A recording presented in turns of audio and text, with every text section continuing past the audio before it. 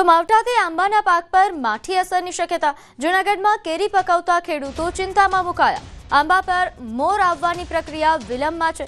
વાતાવરણમાં ભેજ રહેવાથી આંબાના પાકને અસર પહોંચી રહી છે। આંબાઓમાં ફ્લાવરિંગ ઓછું આવવાની સંભાવના છે। આંબામાં મોર આવવાની પ્રક્રિયામાં વિલંબ થતા ખેડૂતો ચિંતામાં મુકાયા છે।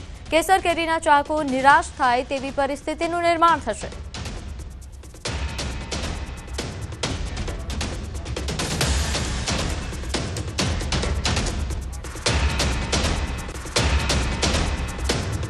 તો ચાલુ વર્ષે ગીરની પ્રખ્યાત કેસર કેરી પર મંડરાઈ રહ્યો છે ખતરો।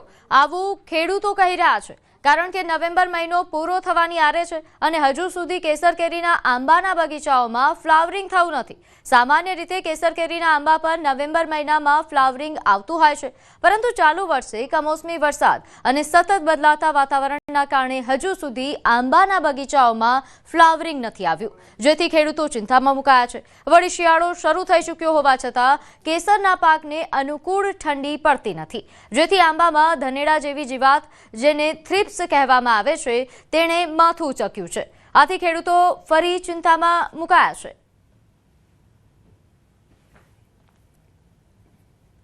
પાસ્તરો વરસાદના હિસાબે અંદર ભેજ જતો નથી, એના હિસાબે ઝાડવું કોરાઈ જાય છે અને જો એ કોર હજી પાસ્તરામાં કોર આવે, મોર આવે તો એ પાછો આવતી ઠંડીમાં શું પોઝિશન એની થાય એના હિસાબે હજી કોઈ અત્યારે કંઈ નક્કી જ ન કરી શકે।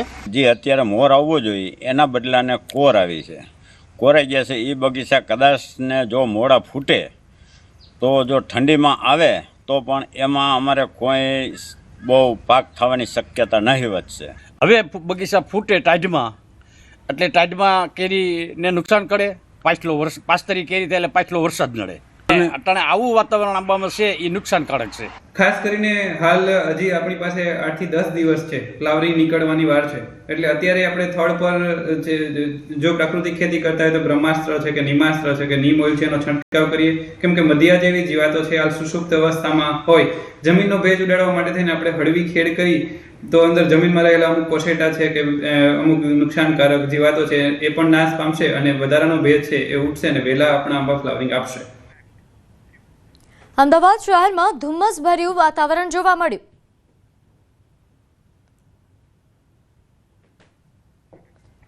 તો આગામી 24 કલાક વાતાવરણમાં કોઈ ફેરફાર નથી। 24 કલાક બાદ 2 થી 3 ડિગ્રી તાપમાન ઘટશે। નોંધનીય છે કે હાલ અમદાવાદ શહેર કે જ્યાં વહેલી સવારે ધુમ્મસભર્યું વાતાવરણ જોવા મળ્યું હતું, ઉત્તર પૂર્વના પવનો ફૂંકાઈ રહ્યા હોવાના કારણે ઠંડીમાં પણ થોડો વધારો।